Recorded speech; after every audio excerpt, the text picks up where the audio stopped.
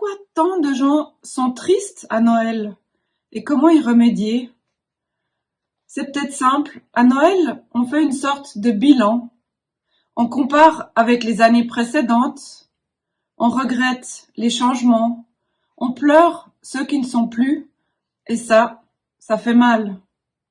À Noël, il y a aussi tant de gens qui sont dans la précarité et ne peuvent pas vivre les fêtes comme ils le voudraient. Pas faire de cadeaux, ne pas pouvoir servir de repas de fête spéciale, voir son manque face à ce que tous les supermarchés et magasins nous renvoient d'opulence et de luxe, là aussi, ça fait mal. Et d'autres sont seuls, trop seuls. Et puis, quand on se sent dans une nuit intérieure, chaque magnifique décoration, chaque sapin est une agression. Et là où la beauté du spectacle devrait nous faire du bien, elle est violence. Noël peut faire mal plus qu'à d'autres moments de l'année. J'aimerais vous raconter l'histoire d'un groupe de gens qui a créé une association qui s'appelle le Feu de la Solidarité.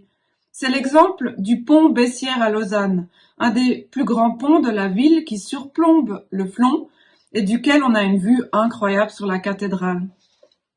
Ce pont est devenu tristement célèbre en raison des nombreux suicides qui ont eu lieu, surtout autour des fêtes.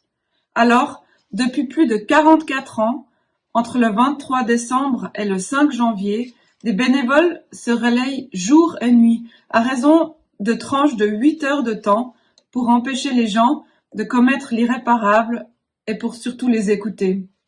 C'est impressionnant. Ils ont une mini-cabane et un feu qui brûle jour et nuit pour les réchauffer, mais pour dire aussi que dans chaque obscurité, il y a l'espoir.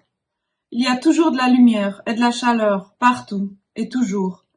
Et le rôle de ces bénévoles, des anges contemporains, est d'écouter, d'être là. En 2021, une nuit de 25 décembre, ils ont sauvé la vie d'un père de famille. Alors comment conclure, si ce n'est d'inciter quiconque à ne pas rester seul? Il y a assez d'institutions, de repas, de cultes, de célébrations de Noël, de gens qui sont là et dont la porte est grande ouverte parce qu'ils savent que cette période de lumière a des zones d'ombre très puissantes.